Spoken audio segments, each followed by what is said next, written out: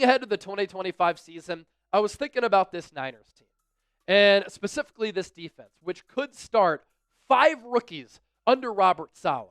And Nick Bosa is going to have to be one of the anchors of this Niners defensive unit this upcoming season.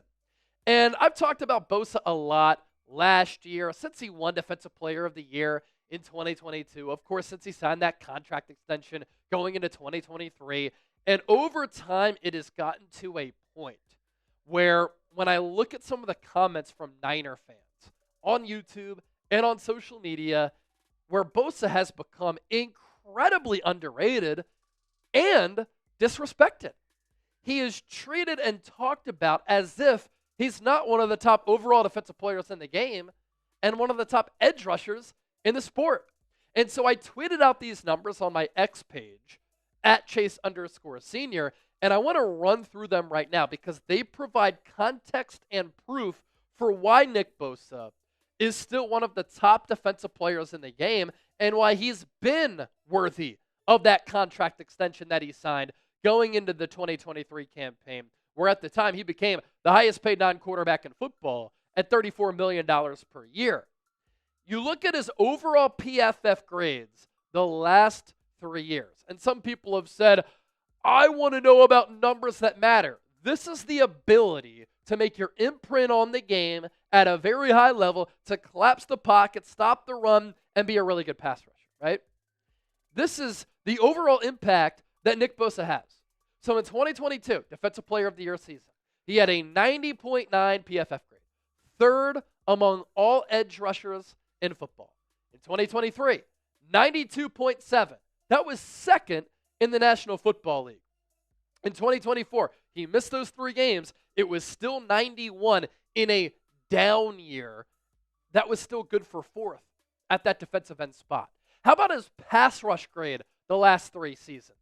In 2022, 90.9. Again, the year that he won DPOY. That was 3rd in the NFL.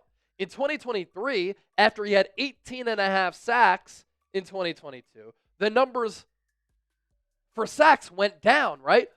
But the pass rush grade actually went up to 92.6. So he was a higher graded player the year after. And then last year, when he missed those 3 games, he still had an 89.3 pass rush grade. That was 4th in the NFL. And when he wasn't on the field, think about the games that he missed. The Niners were thrashed and fried by opposing offenses. Think about how good the Niners were playing in that game against Seattle. Bosa was dominating too at home. He goes out. Seattle did whatever they wanted to do. How about his pressure numbers the last 3 years? 2022, again, the DPOY season, 90 pressures. First in the NFL.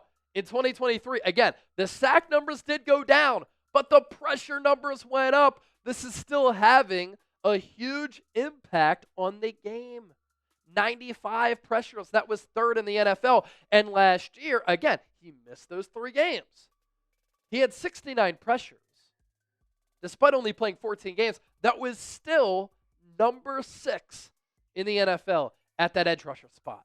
And then his sack numbers. Of note, these are PFF numbers. Pro Football Focus does not count half sacks. They only count full sacks, right? And so there are no half sack figures on PFF.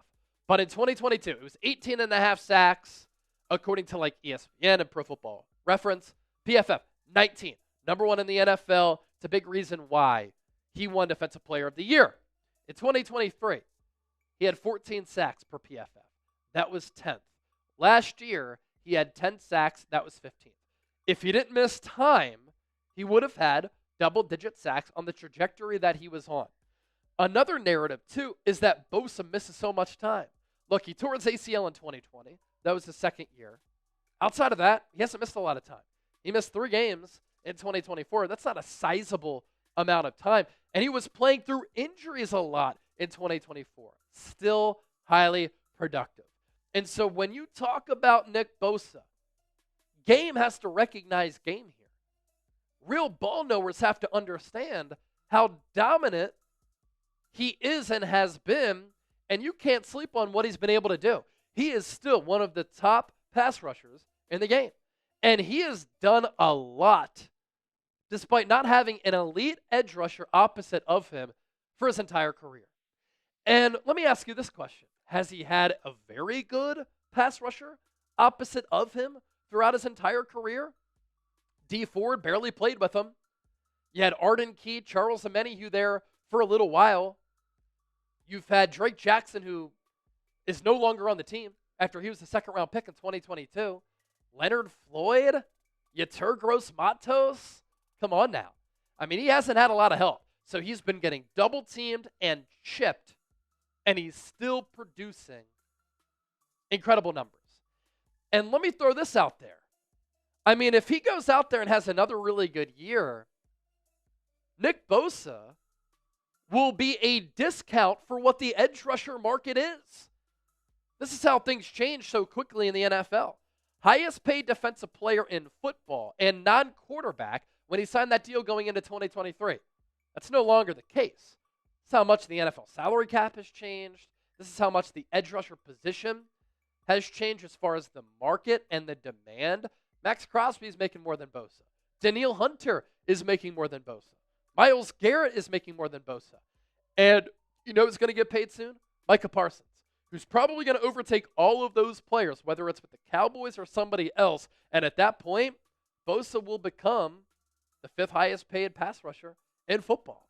So what say you before we dip on out of here? Nick Bosa is O for overrated, U for underrated, P for properly rated. Let me know down in the comment section. Share your thoughts with me. If you think that he's overhyped, I want you to explain why, and don't forget to subscribe.